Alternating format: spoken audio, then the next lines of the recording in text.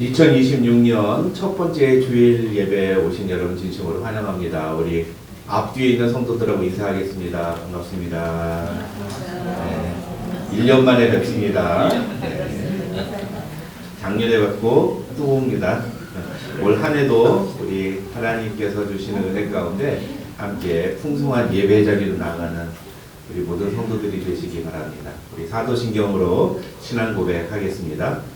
전능하사 천지를 만드신 하나님 아버지를 내가 믿사오며 그 외에도 우리 주 예수 그리스도를 믿사오니 이는 성령으로 잉태하사 동정녀 마리아에게 나시고 본디오 빌라도에게 고난을 받으사 십자가에 못 박혀 죽으시고 장사한 지 사흘 만에 죽은 자 가운데서 다시 살아나시며 하늘에 오르사 전능하신 하나님 우편에 앉아 계시다가 저리로서 산자와 죽은 자를 심판하러 오시리라. 성령을 믿사오며 거룩한 공회와 성도가 서로 교통하는 것과 죄를 사하여 주시는 것과 몸이 다시 사는 것과 영원히 사는 것을 믿사옵나이다. 아멘. 함께 찬양하겠습니다. 어두운 데는 밝히사 함께 찬양하겠습니다.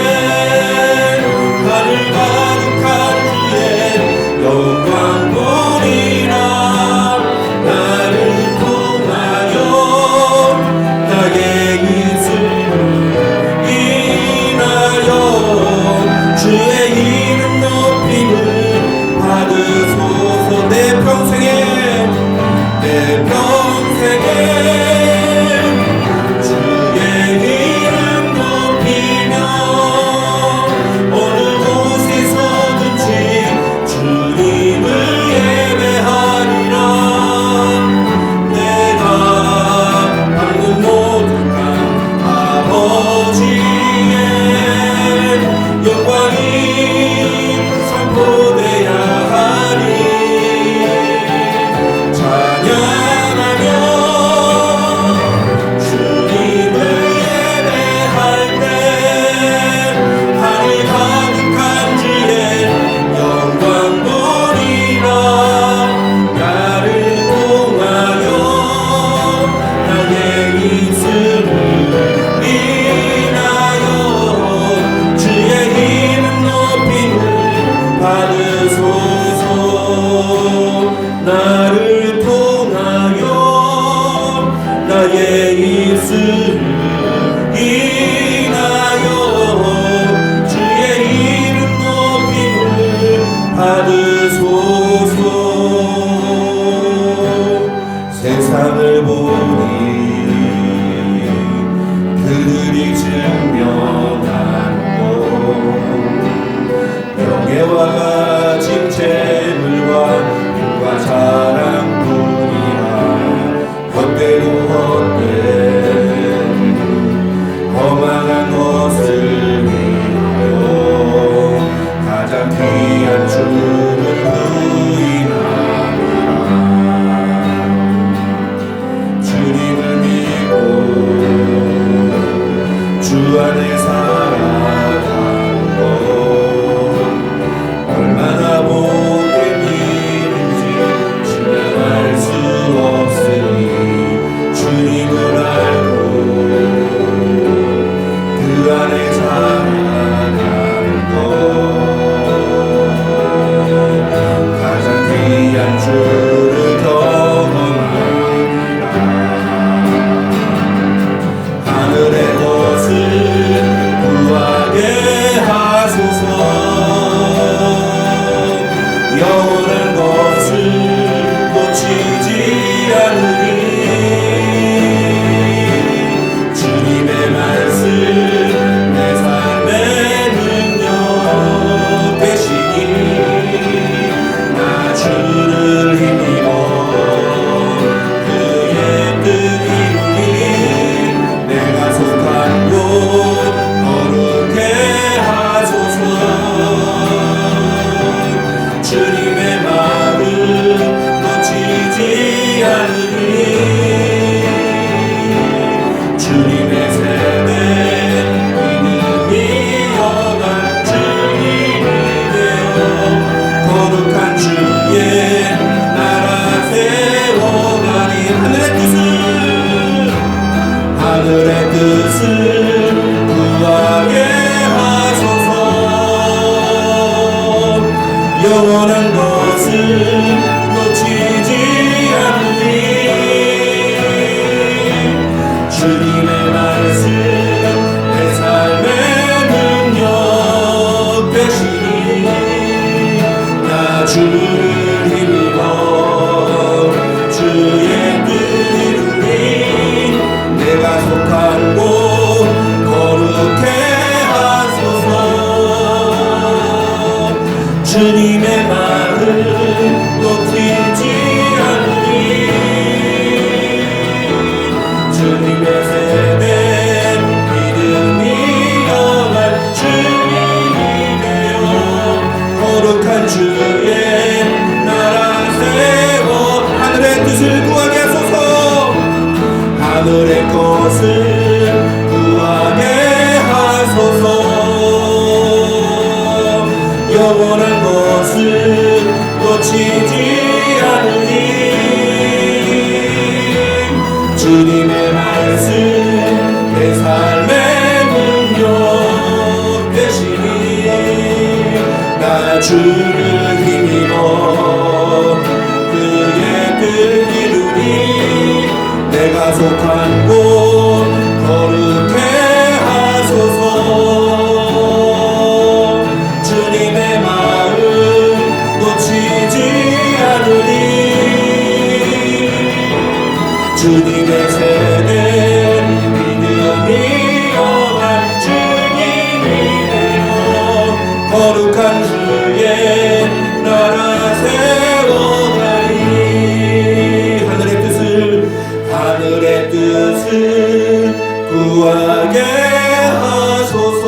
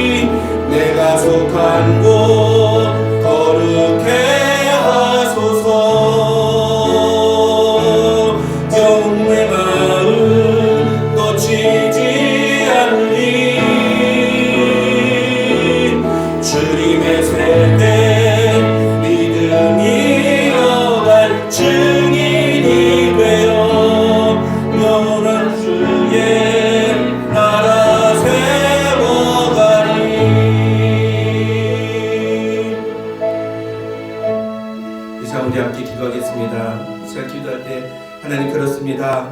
2026년 새해가 밝았습니다. 이 새해에도 우리가 하늘의 것을 구하며 나를 통하여 우리가 살아가는 모든 현장이 거룩한 땅이 되게 하시고 하나님의 나라가 선포하는 역사가 일어나게 하옵소서. 내 가정이 하나님의 나라로 변하게 하시고 내가 일하는 직장이 하나님의 나라가 되게 하시고 우리 교회가 참다운 하나님의 나라를 보여주는 현장이 되게 하여 주시옵소서. 이 예배가 그런 믿음의 고백, 그런 놀라운 은혜의 시작이 될 수 있도록 하나님 우리에게 은혜 베풀어 주시옵소서. 우리 그렇게 함께같이 기도하도록 하겠습니다. 다같이 기도하겠습니다. 아버지 하나님 감사합니다.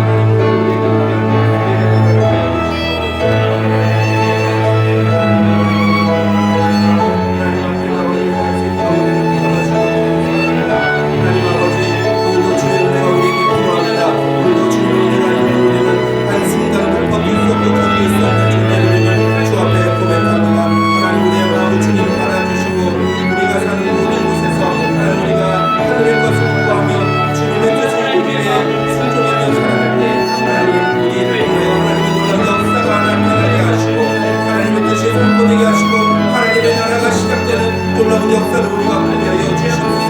우리가 살아가는 가정이, 우리가 사역하는, 우리가 일하는 일터가, 우리가 섬기는 교회가 하나님의 나라가 되게 하시고 하나님 그것을 하나님께서 세워주는 놀라운 역사를 우리가 보게 하시고 그 희망을 바라보며 주 앞에 예배합니다.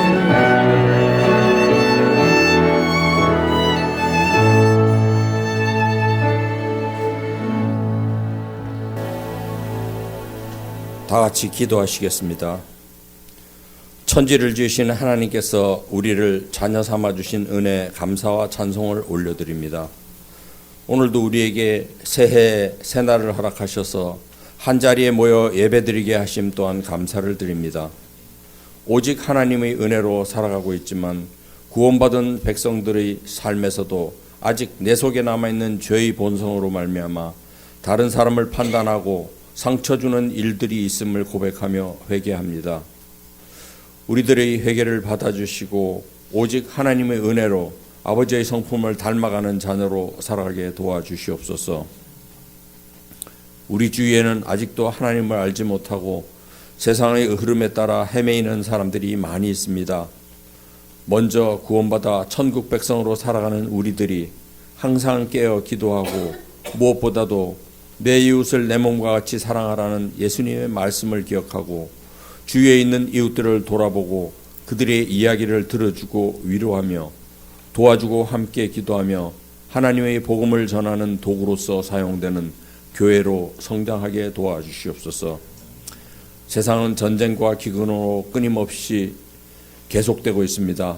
바로 없기는 환란이 없는 화평만이 가득한 세상을 갈망하지만 하루속히 하나님의 복음이 땅끝까지 전파되어 구원받은 백성들이 날로 늘어가게 하시고 어디에 있든지 하나님 안에서 평안을 누리는 백성들이 될 수 있도록 은혜 내려주시고 또한 하나님의 은혜를 먼저 받은 자로서 복음을 전파하는 사람으로서 살아가도록 인도해 주시옵소서. 하나님 아버지, 두고 온 조국을 위해 기도합니다. 나라가 너무 서로 양극화되어 서로가 서로를 탓하며 싸우고 있으며 심지어 교회들까지 하나가 되지 못하고 있습니다.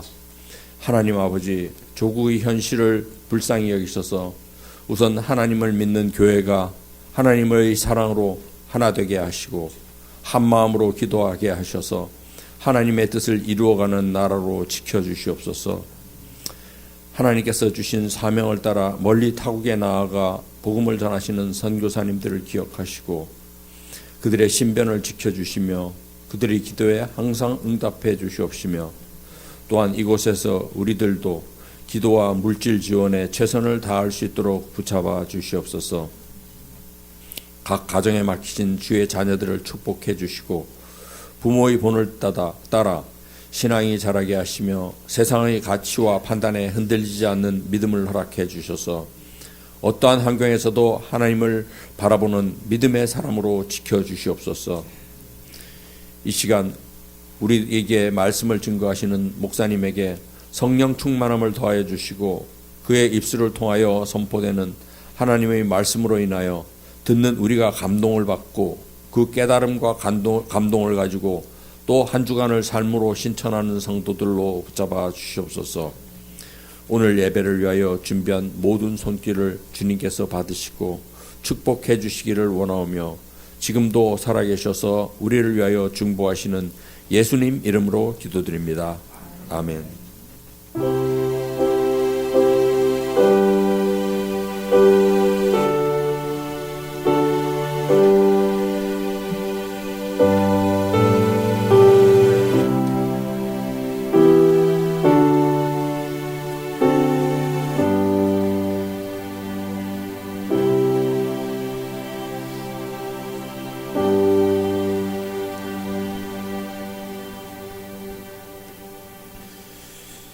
성경 말씀은 열왕기상 13장 4절부터 6절까지의 말씀입니다. 짧은 성경 구절이니까 우리 함께 읽도록 하겠습니다. 한 목소리로 읽겠습니다. 열왕기상 13장 4절부터 6절입니다. 시작. 여로보암 왕이 하나님의 사람이 베델에 있는 제단을 향하여 외쳐 말함을 들을 때 제단에서 손을 펴서 그를 잡으라 하더라. 그를 향하여 편 손이 말라 다시 거두지 못하며 하나님의 사람이 여호와의 말씀으로 보인 징조대로 제단이 갈라지며 재가 제단에서 쏟아진지라.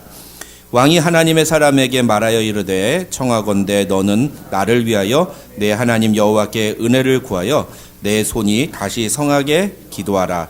하나님의 사람이 여호와께 은혜를 구하니 왕의 손이 다시 성하여 전과 같이 되니라. 아멘. 아멘.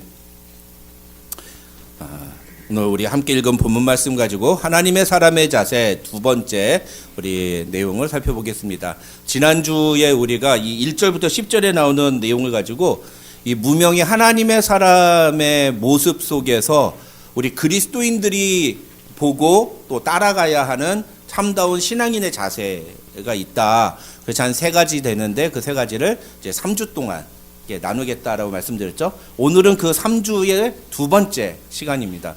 두 번째 내용에 대해서 살펴보겠습니다. 그러면 첫 번째 내용은 뭐였죠? 지난주에 다루었는데 기억이 나세요? 네, 어떤 순종? 어떤 상황에서도 순종? 내게 불리하고 내게 혹시 피해가 올 수 있다 하더라도 하나님께서 그걸 나에게 요구하실 때 내가 그 말씀에 기꺼이 순종하는, 절대적으로 순종하는 태도, 그것이 우리에게 필요하다라고 했죠. 이제 오늘 두 번째 내용입니다. 이 두 번째 내용은 뭐냐? 결론부터 말씀을 드리면 오늘 본문에서 나타나는 표면적인 어떤 결론은 뭐냐면은 이 무명의 사람이 여로보암 왕의 말라버린 손을 고쳐준 겁니다. 여로보암 왕이 왜 손이 말랐죠? 이 무명의 사람을 잡으려고 했기 때문이에요. 잡으라고 지시를 한 거죠. 왜 잡으라고 했죠? 이 무명의 하나님의 사람이 하나님의 예언의 말씀을 여로보암 왕이 있는 앞에서 대놓고 선언했기 때문이에요. 그렇죠? 여로보암 왕이 듣기 싫은 말, 부담스러운 말을 이제 했단 말이죠. 하나님이 주신 말씀을 그냥 그대로 전달한 거예요. 그러니까 여로보암 왕이 기분이 나쁘고 불쾌하니까 저놈 잡아라! 그러는데 저놈 잡아라 했는데 그 손이 말라버린 거예요. 움직이질 않는 거죠. 네. 그러자 이 하나님의 사람이 가서 그 여로보암 왕의 손을 놓고 같이 기도하니까 그 손이 고쳐졌다는 겁니다. 여러분 6절을 보시면은 그 과정이 아주 상세하게 나와 있습니다. 손이 말랐을 때 하나님 여로보암 왕이 먼저 하나님의 사람한테 이런 요청을 합니다.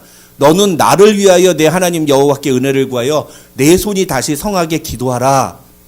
방금 전까지 저놈 잡아라 라고 해놓고서는 너 나 위해서 이 손 빨리 회복되도록 기도해라. 이렇게 요청을 한다는 거예요. 그렇죠? 네. 아니 어떻게 이럴 수 있죠? 그것은 여로보암 왕 안에 자신의 손이 마르는 이 어떤 그 특별한 일이 일어난 걸 보면서 마음에 두려움이 생긴 거예요. 야, 이게 진짜로 하나님이 하신 말씀일 수도 있겠구나라는 두려움이 생긴 거죠. 그래서 사실 여러분 지금 여로보암 왕이 뭐 하고 있는 순간이에요. 제사를 드리고 있잖아요. 그러면 자기 손이 말랐어. 그럼 뭐 해야 돼요? 누구한테 기도하면 돼요?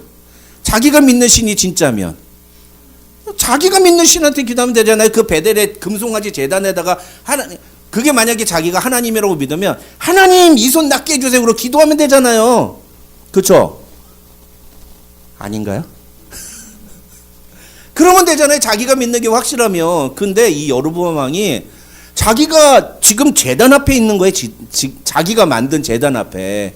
근데 그 자기가 만든 제단 앞에서, 자기가 만든 신 앞에서 자기의 말라버린 손을 놓고서는 그 신에게 고쳐달라고 요청하는 게 아니라 자기가 잡으려고 했던 그 무명의 하나님의 사람에게 네 하나님 여호와께 은혜를 구해서 내 손이 다시 성하게 기도하라고 얘기합니다.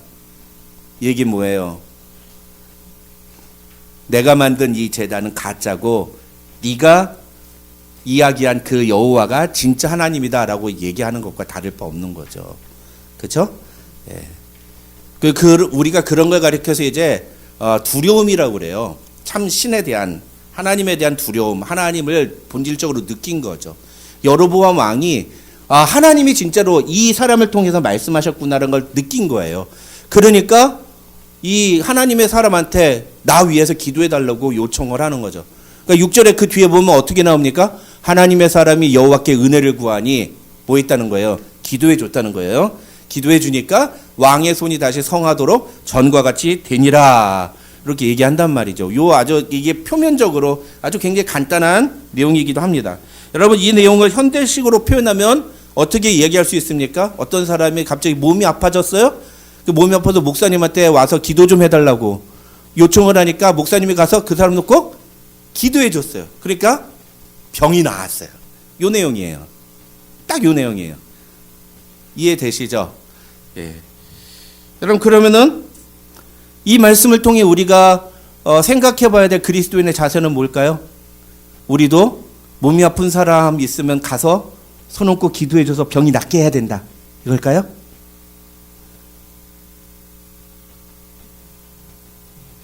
그럴 수도 있죠? 해보세요. 해보세요. 그러면 그게 말처럼 쉬운가? 여러분 우리가 지금 얘기하고 있는 게 뭐죠? 이 하나님의 사람의 모습을 통해서 우리 그리스도인들이, 모든 그리스도인들이 모두 다 본받아야 되는 공통적인 모습이에요. 그렇죠? 이 하나님의 사람이 여로보암 왕을 위해서 기도했을 때 병이 나았다. 그럼 우리도 가서 누군가를 위해서 병이 낫도록 기도해야 됩니까? 병이 나아야 돼요? 그건 안 일어날 수도 있어요. 일어날 수도 있고, 누구 말 맞다나 진짜 일어날 수도 있고 안 일어날 수도 있는 일이에요.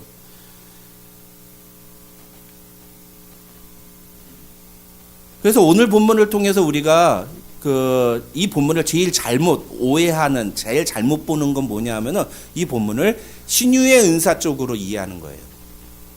성경에도 이렇게 병을 기도하니까 병이 낫지 않았느냐. 그래서 오늘 본문을 그런 식으로 해석을 하면 이거는 성경에 나와 있는 아주 특별한 하나의 사건일 뿐이지 이건 우리가 적용할 수 없는 일반적인 원리라고 말할 수가 없는 거죠.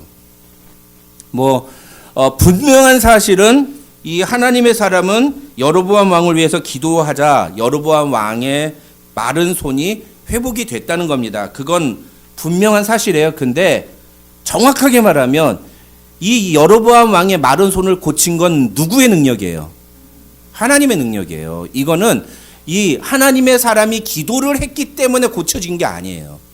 이 모든 일은 누가 한 거예요? 하나님이 하신 거예요. 이게 오늘 본문에 숨어있는, 살짝 숨어있는 아주 중요한 메시지인 겁니다. 이 모든 것이 하나님이 하신 일이라는 거예요.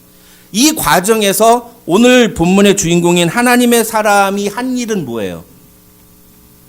예, 기도해 준 거 하나밖에 없어요. 기도해 준 건. 그 사람은 하나님께 은혜를 구하며 여로보암 왕을 위해서 기도했습니다. 그가 하나님께 기도했을 때 하나님은 그의 기도에 응답하셔서 여로보암 왕의 손을 고쳐주셨죠. 그러면 우리가 본받아야 되는 건 뭘까요?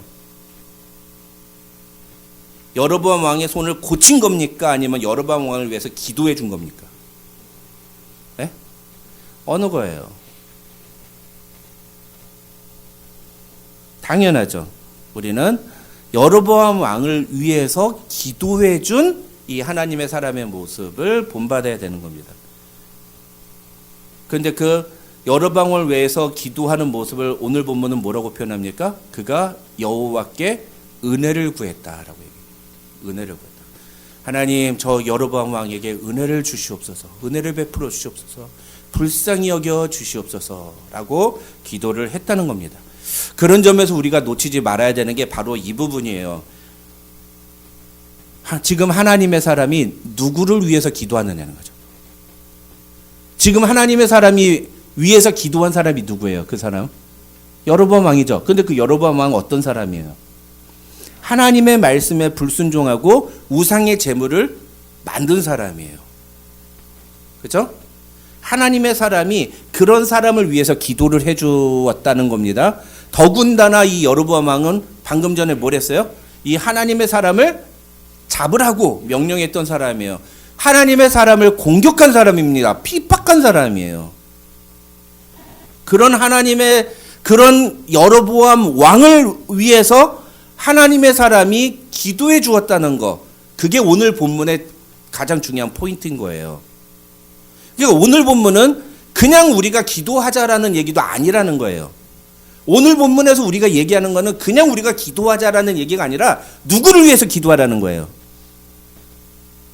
누구를 위해서? 네? 기도가 필요한 사람이 아니에요.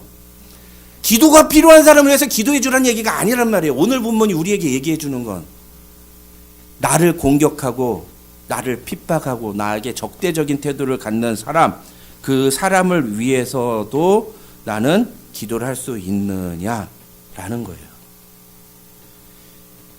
여러분이 만약에 오늘 본문에 하나님의 사람이라면 어떻게 하실 것 같습니까?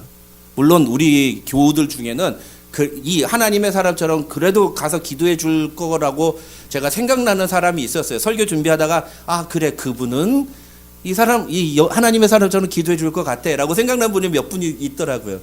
저에게 물어봤어요. 순종아, 너는 어떨 것 같니? 와, 나는 못할 것 같아. 그걸 실제로 안 했어요. 저를 공격하고 저희 집안에 큰 슬픔과 눈물과 분노를 일어나게 만들었던 그 사람을 위해서 하나님의 은혜를 구하고 그 사람의 문제가 회복되기를 놓고 기도하지 않고 그것 때문에 어디 한번 고생 한번 해봐라. 하나님, 저 사람들 인생의 쓴맛을 알아야 돼요. 왜 쟤는 삼삼 먹고 나는 무 먹습니까? 쟤도 좀 다 썩어 빠진 바람 들어간 무 좀 먹게 해주세요. 이렇게 기도했단 말이죠. 얼마나 부끄럽던지. 못할 것 같아요. 내 마음속에 감정과 분노가 가득 차 있는데 내가 저 사람 때문에 피해를 보고 내가 저 사람 때문에 어려운 일을 당했는데 어떻게 그 사람을 위해서 축복하고 기도하고 하나님의 은혜를 구해 줄 수 있습니까? 그런데 하나님의 사람은 그런 여로보암 왕이 자신을 위해 기도하려고 요청하자 아무 주저함 없이 바로 여로보암 왕을 위해서 기도해 준다는 거예요. 물론 저의 경우에는 저를 공격하고 저에게 어려운 일을 저를 어렵게 했던 그 사람이 저에게 다가와서 자기를 위해 기도해 달라고 그런 얘기 한 적 없어요. 그러지 않았으니까 전 기도 안 해도 문제는 없습니다. 그렇죠. 만약에 하나님이 이 말씀을 통해서 저한테 너도 그 사람을 놓고 기도할 수 있니? 라고 물어보셨을 때 나는 뭐라고 대답하나? 뭐라고 대답해야 되나? 네, 압니다. 하나님, 기도해야 되는 거 알아요. 근데 하기 싫어요. 그게 제 솔직한 마음이에요.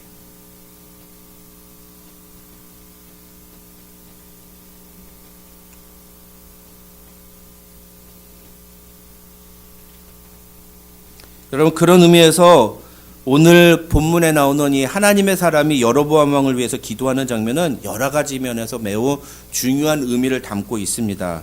신학자들은 그것을 세 가지로 해석을 하는데요. 첫 번째 해석은 뭐냐면요.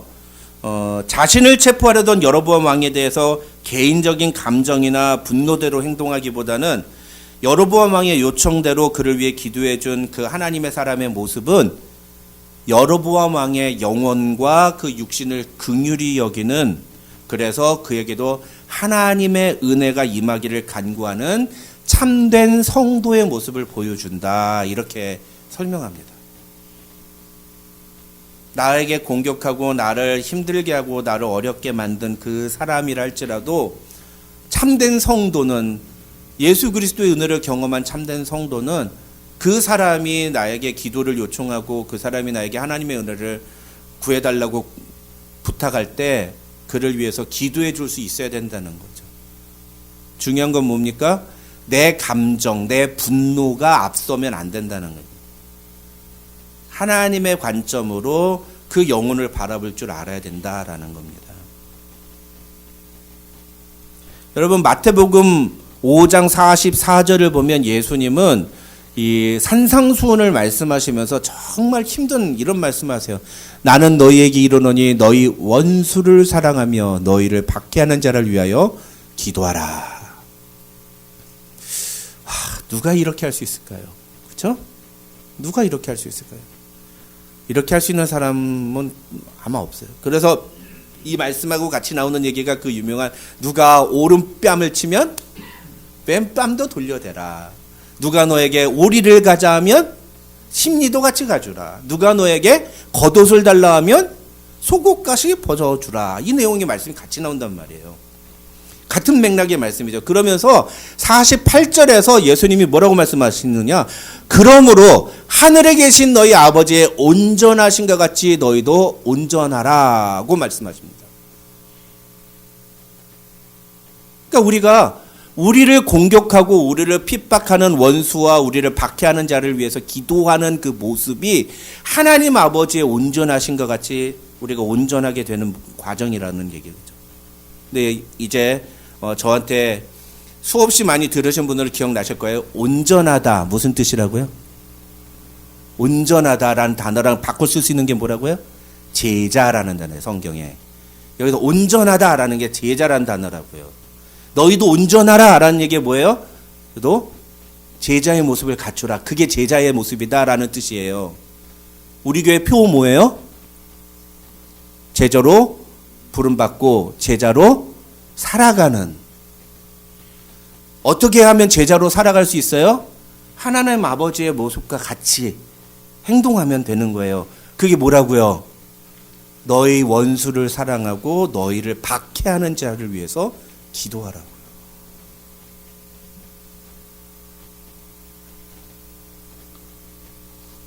그게 성경이 우리에게 얘기하는 제자로 살아가는 삶의 모습이라는 거죠. 이런 걸 우리가 다른 말로 표현하면 하나님의 성품을 닮아간다라고 얘기를 합니다.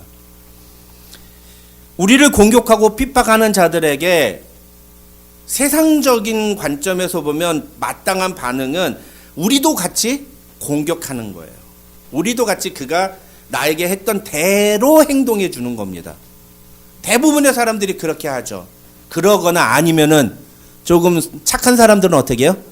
그냥 툭 털어버리고 그냥 잊어버리고 그냥 상관없이 살아가거나. 그래서 교회 안에서도 누구하고 싸우면 어떻게 해요? 툭 털어버리고 그냥 교회를 떠나잖아요. 그렇죠? 그 문제를 해결하려고 하지 않고 그냥 나 이제 이 교회 안 다녀 그러고서 교회 탁 나가버리잖아요. 그게 대부분의 사람들이 하는 모습이라고. 이걸 비난하는 게 아니라 보통 사람들이 다 이렇게 한다고요. 예. 그걸 비난할 수 없어요. 사람이란 누구나 그게 당연한 거예요. 그런데 그리스도인이라면 어떻게 해야 된다고요? 그 속에서 그 사람을 놓고 기도해 줘야 된다는 거예요. 야, 누가 이렇게 할 수 있어요? 누가 나와보라 그래. 누가 그렇게 할 수 있어? 제 머릿속에 지금 누가 그러니까 딱 하고 쳐요 그러면서 나오는 사람 한두 사람이 이렇게 머릿속에 생각나긴 하는데 그분은 가만히 계셔 주시기 바랍니다. 근데 대부분의 분들은 그렇게 못한단 말이에요. 결코 쉽지 않은 일이에요. 결코.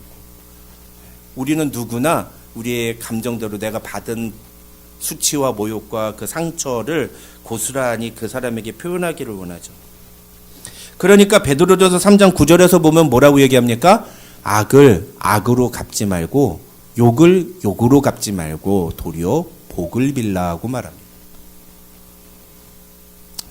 참 어려운 얘기죠. 성경. 그래서 예전에 어떤 집사님이 말씀하신 것처럼 성경을 알아가면 알수록 너무 힘들어요. 하나님의 말씀대로 산다는 건 정말 힘든 일이에요. 예수 믿는 게 참 쉽다라고 얘기하는 사람들은 난 도대체 어떻게 사는지 좀 보고 싶어. 성경을 알아가면 알아갈수록 야, 어떻게 이렇게 살 수 있을까? 어떻게 이렇게 살 수 있을까? 더 기가 막힌 건 뭔지 아세요? 베드로 사도가 그 얘기를 하면서 그 뒤에 뭐라고 해요? 너희가 이를 위하여 너희가 부르심을 받았으니 라고 얘기했는데, 이를 위하여 너희가 부르심을 받았으니. 이 얘기를 다른 말로 하면 무슨 의미인지 아세요? 너희가 구원받은 이유는 요것 때문이다는 거예요. 너희가 구원받은 사람이라면 이런 모습을 보여줘야 한다는 거예요. 욕을 욕으로 갚지 말고 악을 악으로 갚지 말고 그를 위해 복을 빌어주라. 그게 구원받은 사람의 바른 모습이라는 거예요. 예수 믿는 사람이야. 네가 예수 믿는 사람이라면 이런 모습을 보여줘야 된다라고 얘기하는 거예요. 여러분, 제가 이 말씀을 준비하면서 여러분은 둘째치고요, 저 자신이 얼마나 부끄러웠는지 몰라요. 저는 이 말씀 앞에 너무너무 부끄러웠어요. 제가 그동안 나는 잘못한 게 없다고 생각했는데 내가 한 말 때문에 누군가로부터 큰 피해를 받고 핍박을 받고 어려움을 당했던 그 일들 속에서 내가 보여줬던 태도가 오늘 본문이 말씀하시는 내용과 전혀 다르다는 것에 제가 참 너무너무 부끄러웠습니다. 목사로서.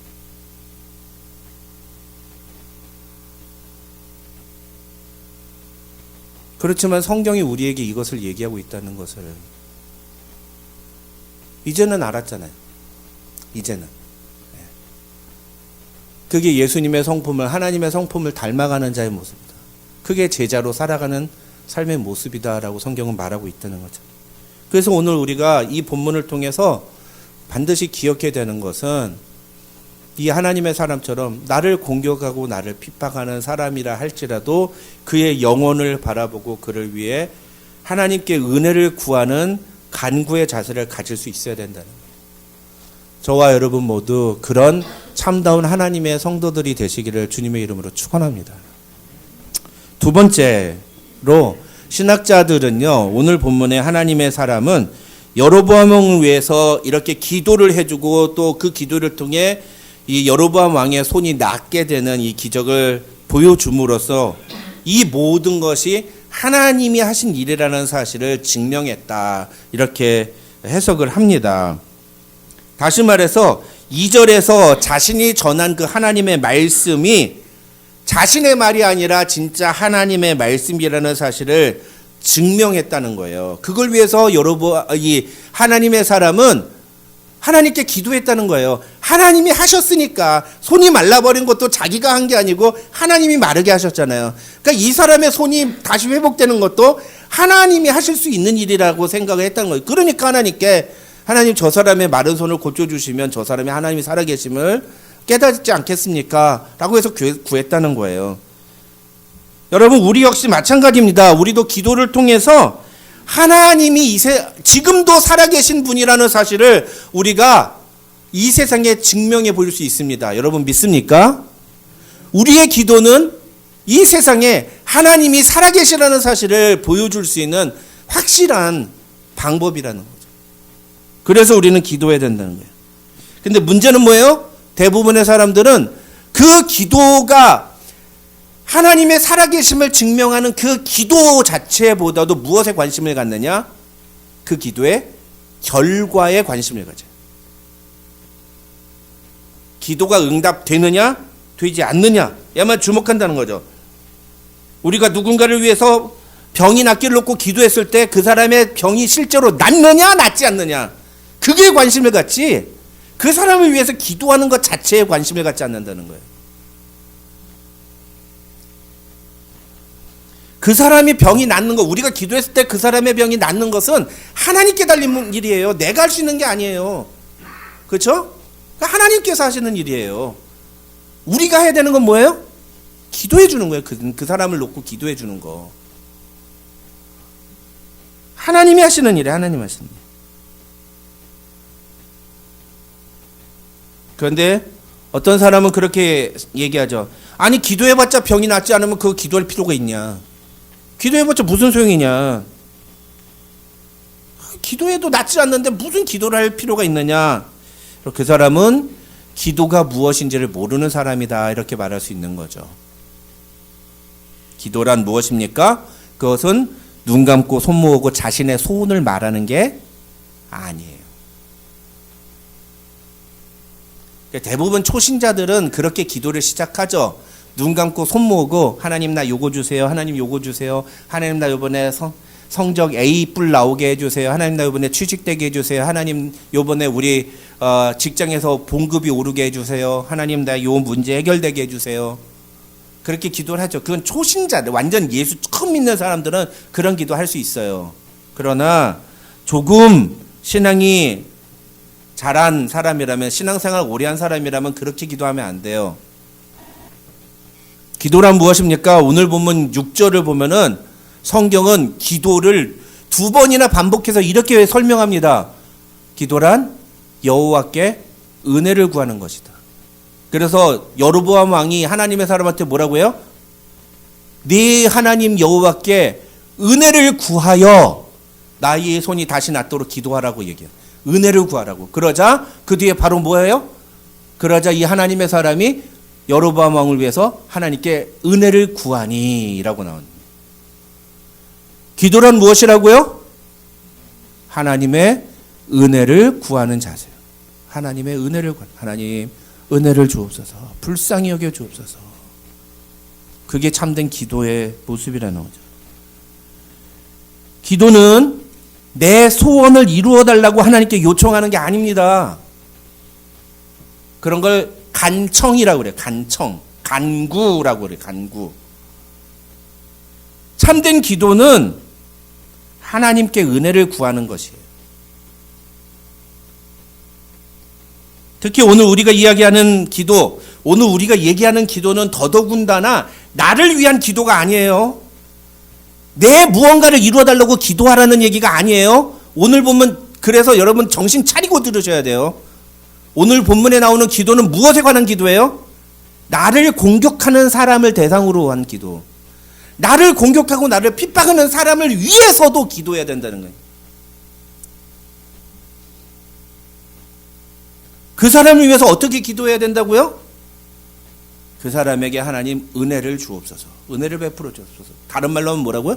주님 그 사람을 불쌍히 여겨 주십시오. 라고 기도해야 된다는 거예요. 그 얘기는 우리의 마음속에도 하나님의 그 긍휼하심의 그 성품, 긍휼의 마음이 있어야 된다는 거죠. 그래서 앞에서 하나님의 성품을 닮아가는 것이라고 얘기했던 거예요.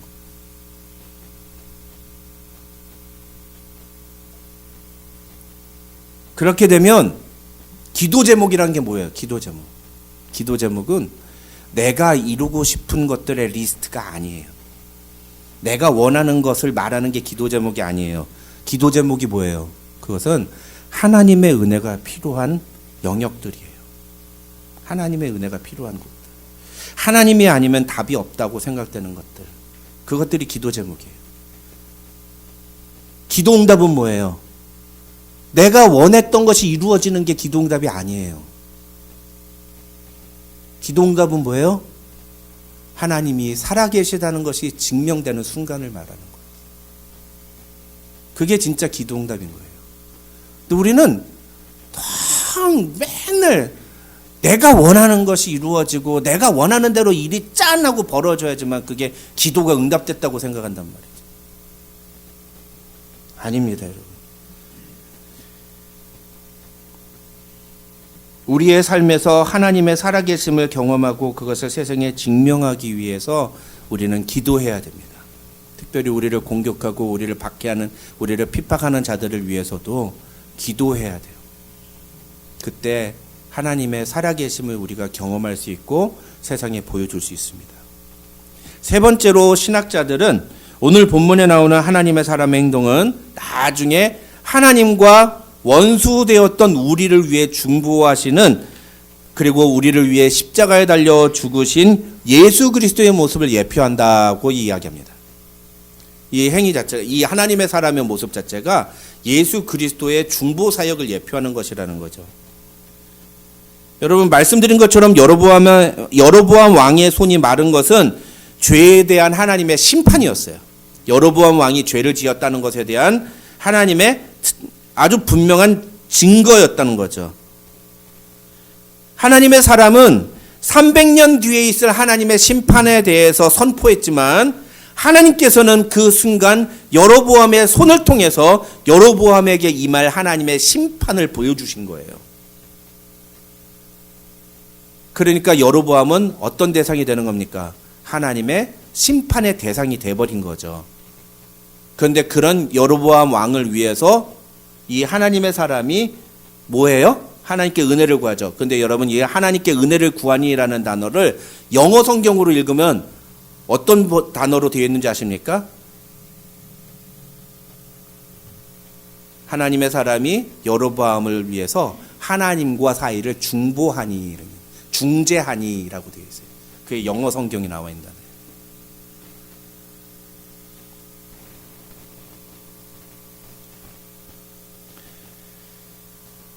이렇게 하나님의 사람이 하나님과 여로보암 왕 사이에 중재자가 돼서 중간에 역할을 하니까 하나님이 여로보암 왕의 마른 손을 치유하세요. 회복시키세요.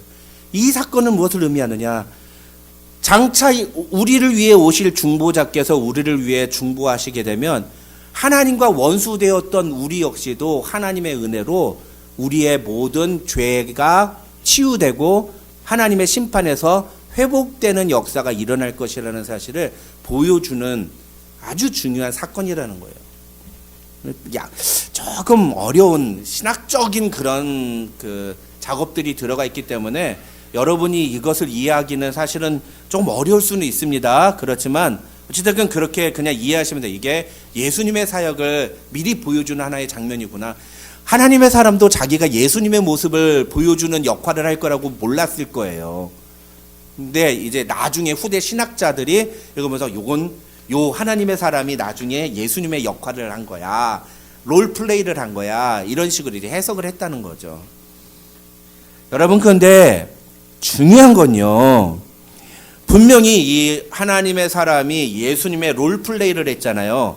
근데 성경을 보면 이 롤플레이를 하는 사람들이 또 있다고 성경이 말한다는 거예요. 그게 어디 나오냐? 고린도후서 5장 18절과 19절이에요. 여러분, 고린도후서 5장 18절 19절 다 같이 읽겠습니다. 우리 빨간색 한글, 또 우리 유스그룹들은 영어로 다 같이 읽겠습니다. 시작. 모든 것이 하나님께로서 났으며 그가 그리스도로 말미암아 우리를 자기와 화목하게 하시고 또 우리에게 화목하게 하는 직분을 주셨으니 곧 하나님께서 그리스도 안에 계시사 세상을 자기와 화목하게 하시며 그들의 죄를 그들에게 돌리지 아니하시고 화목하게 하는 말씀을 우리에게 부탁하셨느냐. 누구에게? 우리에게. 여기서 우리는 누구예요? 구원받은 하나님의 자녀들이에요. 구원받은 그리스도인들을 말하는 거예요. 구원받은 그리스도인들. 그러니까 예수님이 우리를 위해서 하나님과 우리 사이의 화목제물이 되신 것처럼 구원받은 하나님의 사람들도 이 세상에서 어떤 역할을 해야 된다? 하나님과 이 세상 사람들 사이에서 중보의 역할을 해야 된다. 무엇을 통해? 무엇을 통해? 기도를 통해. 그렇죠. 기도를 통해서. 그 역할을 해야 된다는 거예요. 이걸 쉽게 말하면 우리가 전도 대상자를 놓고 기도하는 것일 수도 있어요.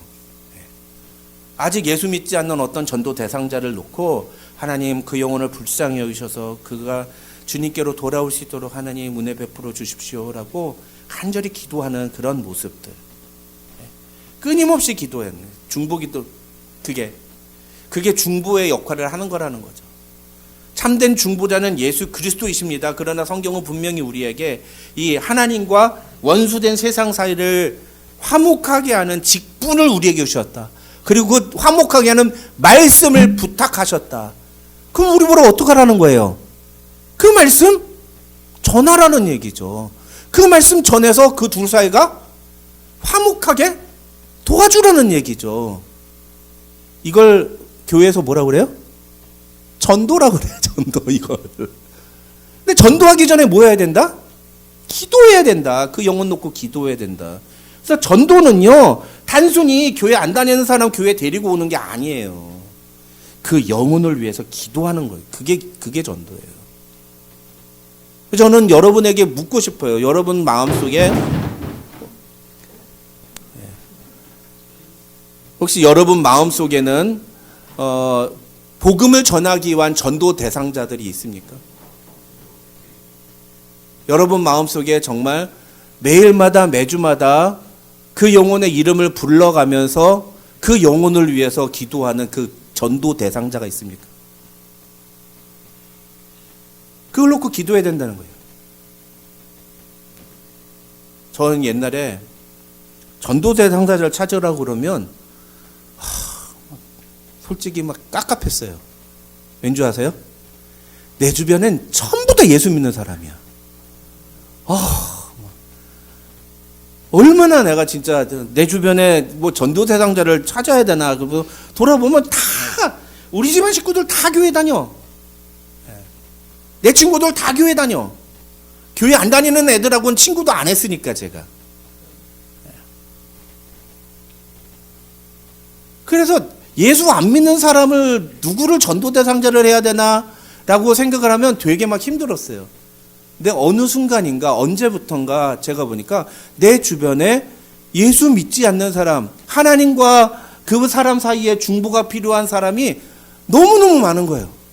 근데 나는 그 사람에 대해서 관심이 없었던 거지. 내가 그 사람하고 하나님 사이에 화목하게 하는 책임을 맡았다는 것을 난 몰랐던 거예요.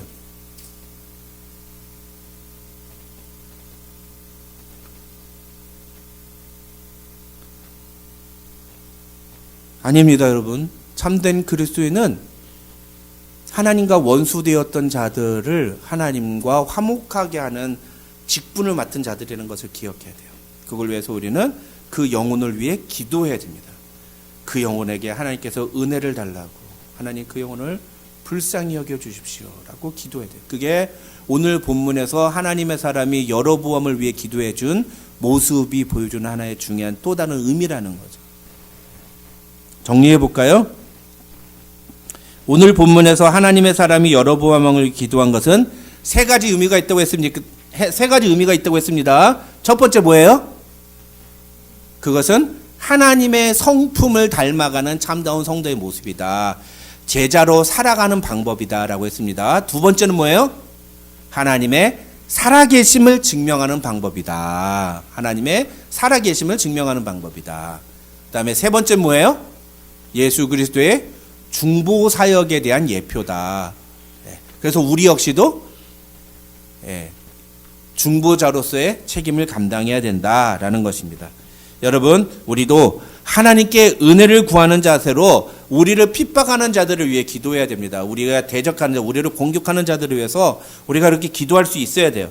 그러한 기도를 통해 우리도 하나님의 성품을 닮아갈 수 있습니다. 그러한 기도를 통해 우리도 하나님의 살아계심을 경험하며 세상에 그것을 증명할 수 있습니다.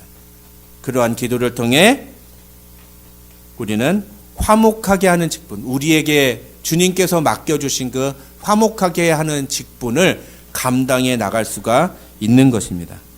2026년 한 해에 저와 여러분 모두 이러한 참다운 성도의 모습을 실천하며 살아가는 성도들이 되시기를 주님의 이름으로 축원합니다. 기도하겠습니다.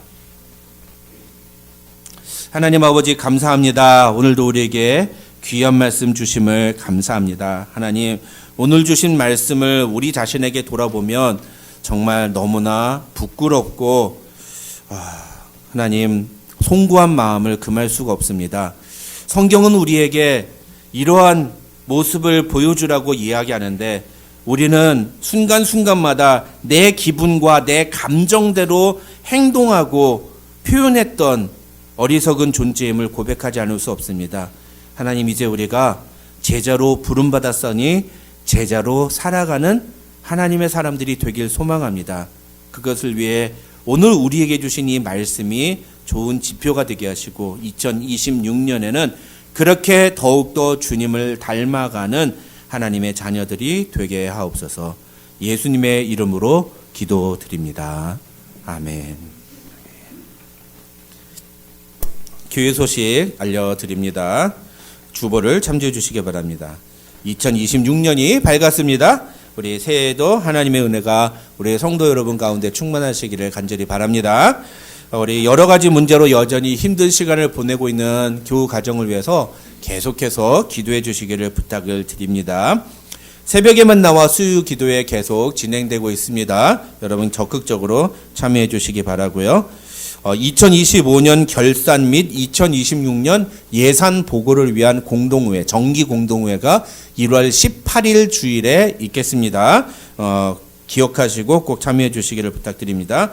그리고 공동회를 위해서 앞으로 2주 동안은 우리 소그룹 성경 공부를 잠시 쉬고 우리 운영위원회가 계속 모여서 공동회에 발표할 내용들을 놓고 함께 토의하고 점검하는 그런 시간을 갖도록 하겠습니다. 여러분 기억해 주시기 바랍니다. 이제 우리 다 같이 일어나셔서 하늘의 것을 구하게 하소서 함께 찬양하고 축도함으로 예배 마치겠습니다.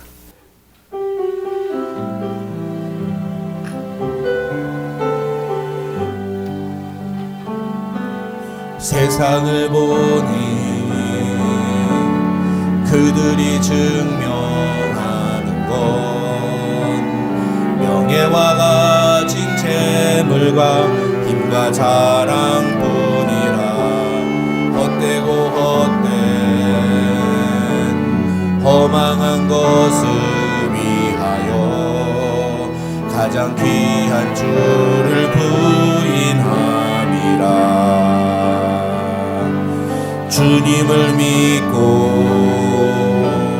주 안에 살아가는 것 얼마나 복된 일인지 증명할 수 없으니 주님을 알고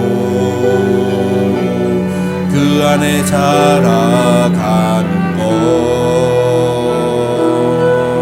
가장 귀한 주를 경험하니 하늘의 것을 구하게 하소서. 영원한 것을 놓치지 않으리. 주님의 말씀 내 삶의 능력 되시니 나 주를 힘입어 그의 뜻 이루리. 속한 곳 거룩해 하소서. 주님의 마음 놓치지 않으리. 주님의 세대 믿음이 이어갈 증인이 되어 거룩한 주의 나라 세워가리.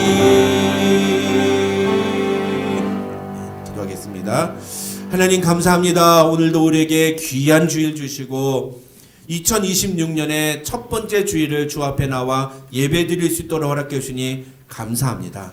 하나님 이 주일뿐만 아니라 오늘부터 우리가 드릴 모든 예배가 하나님 앞에 드려지는 영과 진리로 드리는 진정한 예배가 되게 하시고 그 모든 예배가 주님이 받으실 만한 예배 되게 하여 주시옵소서. 하나님 우리가 그런 예배를 드리는 이유는 주님께서 우리를 구원해 주셨기 때문입니다. 그 구원의 은혜가 아니었다면 우리는 여전히 하나님과 원수된 자, 그래서 하나님의 심판을 피할 수 없는 자들이었음을 주 앞에 고백합니다. 하나님 그런 우리에게 예수 그리스도의 중보 사역으로 십자가 구속의 은혜로 우리를 하나님의 자녀로 삼아주시고 예수님의 제자로 불러주셨으니 이제 우리도 주님의 제자답게 살아가는 하나님의 자녀들이 되게 하옵소서. 하나님 우리의 삶의 모든 것이 주님께로부터 왔음을 믿음을 고백함으로 이 예물을 담아 주님께 올리오니 하나님 이 예물을 받아주시고 이 예물에 담긴 우리의 믿음대로 우리가 이제 이 삶 속에서 우리의 삶의 현장에서 하나님을 예배하는 예배자로 살기로 소망하오니 주여 우리를 불쌍히 여기시고 우리에게 은혜를 베풀어 주시옵소서. 그래서 우리 은혜와 진리 장로교에 속한 모든 교우들이 하나님의 은혜로 살아가는 귀한 성도들 되게 하여 주시옵소서. 지금은 우리 구주 예수 그리스도의 한이 없으신 은혜와 우리 아버지 하나님의 만극하신 사랑과 성령님의 감동, 감화, 교통, 충만하신 은혜가 너희 무리 가운데 함께 있을지어다. 아멘.